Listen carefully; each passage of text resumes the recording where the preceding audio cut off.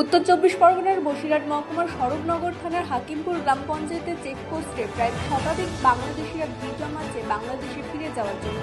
এতদিন রাজ্যের বিভিন্ন প্রান্তে অবৈধভাবে বসবাস করত এরা।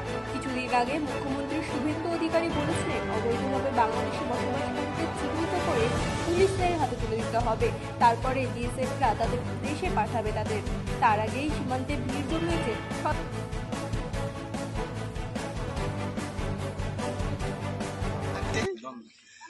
কি কাজ করতো ওখানে? লিভার কি কত বছর আগে গিয়েছিলে? বেশি না, 5-6 বছর আগে। কোনো কাগজপত্র আছে? নেই না? এখন কি বাংলাদেশে ফিরে যাবে? তো এইখানে হঠাৎ করে আসলে কি কি কি কি পরিকল্পনা কি? সরকার যখন ঘোষণা দিচ্ছে ওই জন্য এসছে এখানে, এখন যে রিটার্ন যাচ্ছে লোকজন। আচ্ছা, ওই জন্য এখানে এসছে, এখন রিটার্ন যাবো। কোথায় বাড়ি? কোথায় বাংলাদেশে? বাংলাদেশে কোথায় বাড়ি?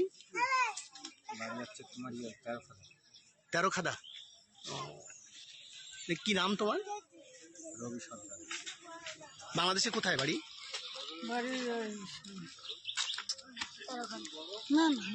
মোল্লাডাঙ্গা। এদিকে কোথায় থাকতেন?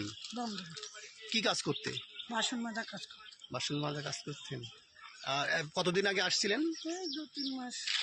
2-3 মাস আগে? হ্যাঁ, এরকম 1-1.5 বছর হয়েছে। বাসন মাজা যাত্রা। কোন বর্ডার দিয়ে আসছিলেন? ওটা মনে নেই। হ্যাঁ, কি নাম কি আপনার? দিদি। না, এখন এখানে আসছেন কি উদ্দেশ্যে? কি এখন স্যার আমাদের থাকতে দিচ্ছে না, আমরা চলে এসেছি। আচ্ছা, কি বাংলাদেশে চলে যাবেন? বিএসএফ এর কাছে স্যালেন্ডার করতে আসছেন।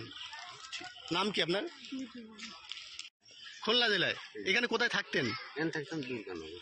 দুর্গানগর। কি কাজ করতেন এখানে? ওই রঙের কাজ করতাম, ওই জঙ্গল সাফ করার কাজ করতাম। কত বছর আগে আসছিলেন? এই ধরো 1 বছর হয়ে গেছে। 1 বছর আগে আসছিলেন। এখন ফিরে যাচ্ছেন কেন? এখন ফিরে যাচ্ছি ওই সরকার। ব্যুরো রিপোর্ট, রাত দিন নিউজ নেটওয়ার্ক। पिताजी